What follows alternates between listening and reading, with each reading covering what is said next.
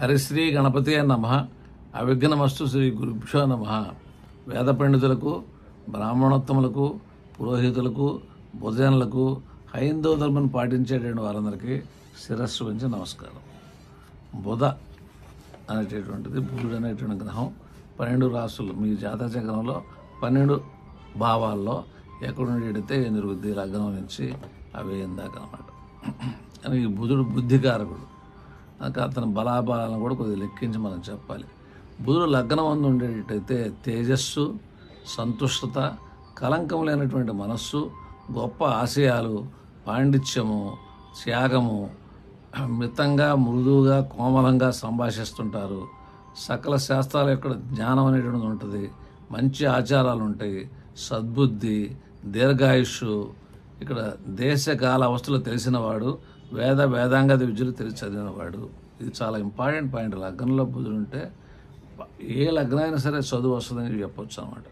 కొద్దిగా ఆ బుధుడు నీచిపడి ఉండితే బుద్ధికారకుడు. మేన లగ్నం అయి బుధుడు నీచిపడితే కొంచెం జాగ్రత్తగా ఆలోచించి చెప్పాలి. ఇంకా పాపగ్రహాల సంబంధం ఏదైనా ఉందా. అందువల్ల బుధుడు లగ్నాలు ఉంటే జ్యోతిషం మంచిల ప్రయాణం వస్తుంది. పంచాంగం చూడటం కానీ కొద్దిగా ఎక్కువ భాగం దేశకాల అవస్థలు తెలిసిన వారు. దేశం అంటే సపోజ్ ప్రత్యాపారం చేస్తున్నాడు, అమెరికాలో ఎలా ఉంది, రష్యాలో ఎలా ఉంది చెప్పగలడు. అట్లాగే ఉత్తరప్రదేశ్లో ఎలా ఉంది, కేరళలో ఎలా ఉంది చెప్పగలడు. దేశం అంటాం. కాల అవస్థలు తెలిసినవాడు. కాలం అంటే 2020లో ఎలా ఉంది, 2030లో ఎలా ఉంది, ఏప్రిల్ ఎలా ఉంది, జూన్లో ఎలా ఉంది చెప్పగలడు అనమాట. అది మనకి ఇక్కడైనా కూడా అనమాట చెప్పగలడు. ఏదైనా ఒక వృత్తి చేస్తుంటే ఆ వృత్తిలో ఒక ఎక్స్పర్టీజ్ ఉంటుంది అనమాట. దేశకాల అవస్థలు తెలిసిన వాడు చాలా ఇంపార్టెంట్ పాయింట్ అనమాట. నెక్స్ట్ అన్ని మంచి లక్షణాలు ఉంటాయి. ఎందుకంటే బుధుడు లగ్నం అంటే 12 భావాలు ఉంటాయి కాబట్టి ఋషీశ్వరులు ఎక్కువ మంచి చెప్పారు. బుధుడు 2వ ఇంట ఉండేటైతే పితృభక్తి, స్థిరమైన చిత్తము, మృదు శరీరము, రోమములు బరకగా ఉండును. అంటే ఇంట్లో కూడా కొద్దిగా గుంపు ఉంటారు. పూర్వం అయితే ఉమ్మడి కుటుంబాలు ఉంటాయి కాబట్టి మనం చెప్పాలి ఇంట్లో గుంపు ఉంటారని చెప్పని. కనుక ఇప్పుడు తక్కువ మంది జనం ఉంటున్నారు కాబట్టి మనం చెప్పలేం. ఎంటుకలు చాలా పొడుగ్గా ఉంటాయి, కొద్దిగా బరకగా కూడా ఉంటాయి. శరీరం అనేటువంటిది కొంచెం మీడియం కలర్గా ఉండడానికి అవకాశాలు ఉన్నాయి. కనుక ఎక్కువ మంది జనం ఇతని వలన కొద్దిగా మంచి హ్యాపీనెస్ అనేది అనుభవిస్తుంటారు. ఎక్కువ కాలం ఇతర రాష్ట్రాల్లో కానీ ఇతర దేశాల్లో కానీ ఇది మనకు లాభం పొందడానికి అవకాశాలు అనేటువంటివి ఉంటాయి అన్నమాట. కనుక ఇది ధనస్థానం. ఈ యొక్క 2 వాక్స్థానం. ఈ యొక్క బుధుడు ఇంటెలిజెంట్గానే మాట్లాడుతుంటారు. అయితే మేషలగ్నమై బుధుడు 2 ఉంటే ఖచ్చితంగా మాడుతుంటారు. మిథున లగ్నమై 2 బుధుడు ఉంటే ఏ లగ్నాధిపతి అయినా సరే 2 ఉండితే చాలా చాలా మంచి లక్షణాలు అనేటటువంటివి ఉంటాయి అన్నమాట. అట్లా కనుక ఈ 2లో బుధుడు అనేటువంటిది కొద్దిగా ఎక్కువగా మనకి ధనస్థానం కాబట్టి అష్టమాన్ని చూస్తున్నా సరే మనకి ఎక్కువగా మనకి మంచి చెప్పారు. బుధుడు 3వ ఇంట ఉన్న సాహసకర్మలు చేయుట, బంధుజనులతో మిత్రులతో కలిసి ఉండుట, మనస్సుకు తృప్తి లేనివాడు, సుఖానుభవం లేనివాడు, నేర్పరితనం అనేటువంటిది కౌశల్యం బాగా ఉన్నది, అనుకున్న పని చేసి తీరేసేటువంటి స్వభావం అనేటటువంటిది ఉందన్నమాట. అందువలన ఈ 3లో బుధుడికి కొద్దిగా మిత్రక్షేత్రం కానీ స్వక్షేత్రం కానీ అయితే కొద్దిగా ఎక్కువ మంది చెబుతాం. కాకపోతే ఇదే మేషలగ్నం 3లో బుధుడు ఉన్నాడు, షష్టాధిపత్య దోషం ఉంటుంది. అందువల్ల వాడు సొంత ఇంట్లో ఉన్నా కూడా బంధువులు, శత్రువులు, ఆ చాడీల వల్ల కొన్ని సమస్యలు. చాడీలు ఎందుకు 3 ఫోన్ అనమాట. ఆ యొక్క 6 కనుక దానివల్ల కాంప్లికేషన్స్ ఇట్లా ఉంటుంటాయి అనమాట. ఏదైనా కొద్దిగా ఎక్కువ మందితో కలిసి ఉండడానికి అవకాశాలు ఉన్నాయి. సపోజ్ ఒక లగ్నం బుధుడు, గురువు, శుక్రుడు 3కి సంబంధం ఉంది. అన్నదమ్ములతో చాలా కలిసి ఉంటారు. ఆడపిల్లలైనా సరే వాళ్ళు కూడా అన్నదమ్ములు అప్పటితో బాగా కలిసి ఉండడానికి అవకాశం ఉందన్నమాట. 3 అనేటటువంటిది సోదరీమణుల స్థానం కాబట్టి. బుధుడు 4 ఇంటి ఉండేది. 4 గృహాలు, భూములు, వాహనాలు, హ్యాపీనెస్ అనేటటువంటిది, విద్య అనేటటువంటిది అతి ముఖ్యమైన స్థానం. బుధుడు 4 ఇంటి ఉండేది ధనవంతుడై తీరును, పాపక్షేత్రము, పాపయుతుడైన ఎడల సహోదర కష్టము. బుధుడు పూర్ణ బలవంతుడై తన ఉచ్చరాశి అయిన కన్యందు ఉన్న ఎడల కొద్దిగా చాలా స్త్రీలతో సంబంధాలు అనేటటువంటిది ఉంటుంది. కన్య అనేటువంటిది స్త్రీ రాశి అనమాట. ఆ స్త్రీ రాశిలో ఆ బుధుడు ఉండేటట్టయితే అది 4వ ఇల్లు అంటే మిథున లగ్నానికే 4వ ఇల్లు అనమాట. అక్కడ కొద్దిగా తేడాలు అనేవి ఉంటాయి. అభివృద్ధి ఉన్నా కూడా అది ఇతర ఇతర స్త్రీలతో సంబంధాలు అనేటువంటి ఉంటాయి. బుధుడు 4వ ఉన్న కొద్దిగా సామాన్యుడు అయినను చపల చిత్త హృదయము, లజ్జాహీనుడు, సన్న పిక్కలు, చిన్న అంగములు, కృషించే అవయవాలు అనేవి ఉంటాయి. శిశుప్రాయంలో కొద్దిగా ఆరోగ్య విషయాల్లో లోటుపాట్లు అనేటటువంటివి ఉంటాయి అన్నమాట. బుధుడు 5వ ఇంటి ఉండితే మంచి సంతానం, మంచి భార్య అనేటువంటిది కలుగుద్ది. సకల సుఖాలు అనుభవిస్తాడు. వికసించిన తామర పువ్వుతో సమానమైనటువంటి ముఖం, అందంగా ఉంటాడు. సుఖము, దేవబ్రాహ్మణ, గురుభక్తి నిర్మలుడై ఉంటాడు. అంటే బుధుడు బుద్ధికారకుడు. పంచం అనేటువంటిది మంత్రోపాసనకు సంబంధించిన గ్రహం, సంతాన సంబంధించిన గ్రహం, రాజకీయ సంబంధించిన గ్రహం, గవర్నమెంట్ సంబంధించినటువంటి గ్రహం కాదు, రాశి. అందువల్ల అక్కడ కొద్దిగా బుద్ధిమంతుడైన జ్యోతిషుడు ఎక్కువ భాగం మంచిగా చెప్పాలన్నమాట. మరీ పంచమంలో ఉచ్చిక లగ్నమై పంచమంలో నీచ, మొండివాడు, బుద్ధిహీనుడు, చాలా చాలా కాంప్లికేషన్ చెప్పారు. అదేంటి అంటే అట్లా జాతకంలో ఆ లగ్నం ఏంటి, ఆ రాశి ఏంటి చూసుకొని మనం చెప్పాలన్నమాట అక్కడ.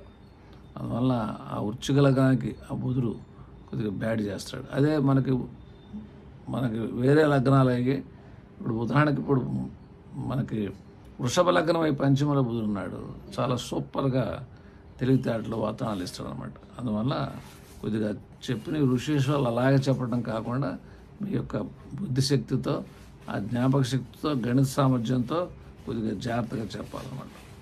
అది బుధుడు వక్రగతిలో 6వ ఇంట ఉన్న ఎల్లప్పుడూ శత్రువుల నుండి భయం కలుగుతూ ఉంటుంది.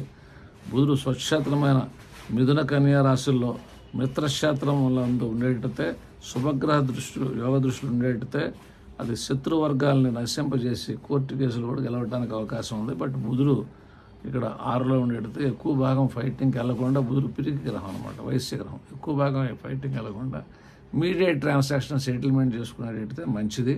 అది బలం ఉండేటట్టయితే ఆ మీడియేటర్ దాకా కల్లా ఆ సపోజ్ బుధుడు మేషలగ్నానికి కొద్దిగా బుధుడు 6లో ఉన్నాడు, అక్కడ శత్రువులతో గెలిచినా కూడా సమస్యలు అంటూ ఉంటాయి అన్నమాట. 6 అనేటటువంటిది అటువంటి స్థానం కాబట్టి. అదే సింహలగ్నం ఏమై బుధుడు 6ంట్లో ఉన్నాడు, వేరే గ్రహాలతో కలిసి ఉంటే అక్కడ కూడా కొద్దిగా ఓ మాదిరి గుడ్ అండ్ బ్యాడ్ అనేది వస్తుంటుంది అనమాట. బుధుడు 7వ ఇంట్లో ఉన్నట్టయితే అతనికి కంటి చూపు అనేటటువంటిది పరిపూర్ణంగా ఉండదన్నమాట. అది నైట్ టైమో, లైటింగో, కలరింగో చూసేటువంటి విధానాల్లో తేడా ఉంటుంది. అంటే పూర్ణ దృష్టి ఉండదు. బలవంతుడైన మంచి కులమందు జన్మిస్తాడు, అప్పర్ కాస్ట్లో జన్మిస్తాడు. మంచి కులము జన్మించిన భార్య కూడా కలుగుద్ది. ఇది 7 రహస్యాంగ స్థానం, భార్యాభర్త స్థానం కాబట్టి సంస్కారవంతంగా ఉంటారు. ఉదాహరణ కర్కాటక లగ్నం